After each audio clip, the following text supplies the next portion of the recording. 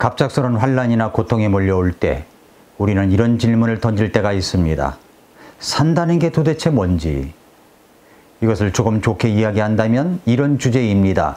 인생이란 무엇일까? 산다는 게 뭔지? 인생이란 무엇일까? 이 화두는 옛 철학자에서부터 지금까지 헤아릴 수 없는 수많은 사람들이 사는 정도나 배운 정도나 형편 정도에 상관없이 던진 주제입니다. 인생이란 무엇일까요? 톨스토이가 쓴 인생이란 무엇인가라는 책을 읽었습니다. 읽어보았더니 이 책에 대해서 러시아의 대문호 알렉산드로 솔제니친이 이렇게 말했더군요. 세상에서 단 한 권의 책만 가지라 하면 나는 주저없이 이 책을 선택할 것이다. 아, 이게 그 정도의 책이었구나 라고 생각이 들었습니다.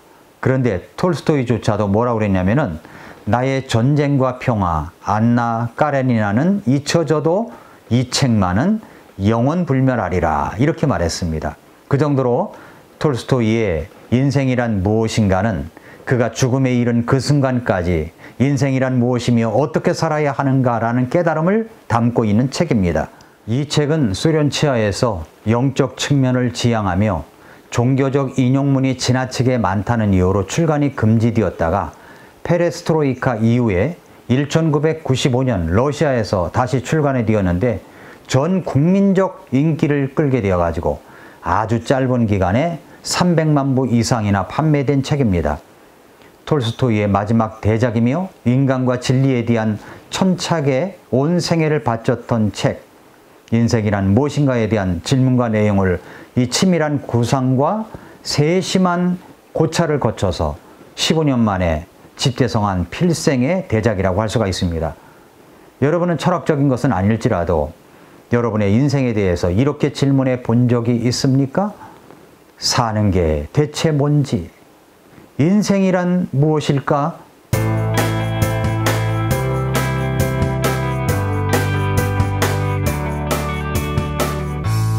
미라클 모닝 애청자 여러분, 안녕하십니까?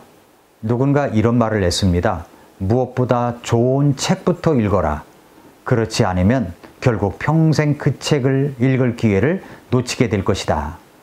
독설로 유명한 쇼펜하우어의 한마디입니다. 그는 계속해서 말하기를 이렇게 말했습니다. 발행된 첫 해가 그 존재의 마지막 해가 되는 책은 진리의 적이다. 모두 멀리해야 한다. 이렇게 이야기를 했습니다. 발행된 첫 해부터 지금까지 존재해온 책이 있다면 책 중에 책인 진리의 책, 하나님의 말씀 성경입니다. 이 성경은 우리의 인생에 대해서 인생이란 무엇이며 어떻게 살아야 하는지에 대해서 말씀해 주시고 있습니다. 인생이란 무엇입니까? 어디로부터 와서 어디로 가는 것입니까? 그것을 성경에서 말씀해 주시고 있는 책이 있습니다. 바로 전도서입니다. 전도서를 읽다 보면 마음에 와 닿는 말씀이 너무너무 많습니다. 인생의 모습을 그대로 담아 놓았기 때문입니다. 특별히 눈에 띄는 곳 두 군데만 이야기한다면 전도서는 한마디로 어떤 책인가를 말씀해 줍니다. 사는 게 뭔지에 대해서, 그 인생에 대해서 이야기합니다. 전도서 1장 2절에서 헛되고 헛되며 헛되고 헛되니 모든 것이 헛되도다 라고 했고요. 전도서 12장 12절에서 우리가 전체 일의 결론을 들을지니 하나님을 두려워하고 그분의 명령을 지킬지어다. 이것이 사람의 온전한 의무이니라 라고 했습니다. 그러니까 헛되고 헛된 인생 속에서 사람의 온전한 의무, 인생 전체의 결론인 하나님을 두려워하고 주님의 말씀을 지키며 살아가려면 어떻게 해야 될까요? 사실 전도서나 잠언은 지혜서입니다. 전도서를 읽어가면서 우리가 유의해야 할 사항들이 있습니다. 그것은 전도서 기자가 인생을 바라본 관점입니다. 관점. 전도서를 기록한 기자 자신은 믿음을 갖고 있는 사람이죠. 그러나 이 전도서는 그가 잠시 세속인의 시각으로 삶을 바라본 대로 기록한 것입니다. 여기 허무주의적 삶에 대한 안타까운 고백이 있습니다. 쾌락주의적인 삶에 대한 아픈 고백도 있습니다. 깊은 염세주의적인 삶에 대한 절망이 짙게 고백되어 있습니다. 우리가 전도서의 이런 부분만을 보고서 인생은 정말 의미가 없는 것이다 라는 결론을 짓게 된다면 그것은 너무 성급한 태도입니다. 전도서 1장 2절은 인생 자체를 볼 때 헛되다는 것을 먼저 결론적으로 이야기를 해놓고 그렇다면 어떤 부분에서 그런가를 말하고 있는 것입니다. 전도서 기자는 자기가 신앙인이지만 잠시 믿지 않는 사람의 관점에서 볼 때 삶이란 도대체 어떤 것인가를 이야기하고자 한 것입니다. 아마도 자신의 방탕했던 인생의 한 부분을 생각하면서 기록할 수도 있었을 것입니다. 전도서에서 제일 많이 나오는 단어가 뭐냐면 해 아래서입니다. 해 아래서. 여기 해 아래서 본 삶은 하나님의 눈을 통해서 본 인생의 삶이 아닙니다. 신앙인의 시각으로 본 인생이 아닙니다. 단지 세속적인 관점에서 본 삶이 이토록 허무하고 무의미하고 절망적이라는 사실을 고백하고 있는 것입니다. 그렇기 때문에 전도서에 대한 진정한 결론을 얻기 위해서는 전도서 끝까지 읽어봐야 됩니다. 전도서 12장 13절 14절까지 끝까지 읽어야 하는 것입니다. 결론이 거기서 나오기 때문입니다.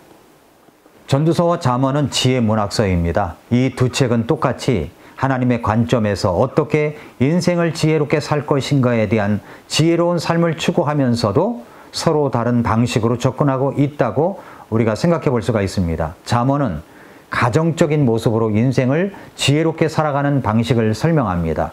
그래서 내 아들아 라고 접근하죠. 내 아들아.